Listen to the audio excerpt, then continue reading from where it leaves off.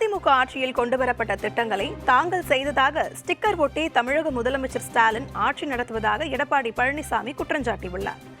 அரியலூர் மாவட்ட அதிமுக செயலாளரும் முன்னாள் அரசு கொறடாவுமான தாமரை ராஜேந்திரனின் மகள் திருமண விழாவை எதிர்க்கட்சித் தலைவர் எடப்பாடி பழனிசாமி தலைமையேற்று நடத்தி வைத்தார். தொடர்ந்து திருமண நிகழ்வில் பேசிய எடப்பாடி பழனிசாமி, அதிமுக ஆட்சியில் நலத்திட்டங்கள் எதுவும் செய்யப்படவில்லை என மு.க. ஸ்டாலின் பத்திரிகை ஊடகங்கள் வாயிலாக செய்திகளை பரப்பி வருவதாகவும் கண்டனம் தெரிவித்தார். ஆளுங்கட்சியாக இருக்கின்ற திராவிட முன்னேற்ற கழகம் வேண்டுமென்றே திட்டமிட்டு அனைத்து இந்திய அண்ணா திராவிட முன்னேற்ற கழக ஆட்சியில் எந்த திட்டமும் கொண்டு வரவில்லை என்ற ஒரு தவறான பொய்யான தகவலை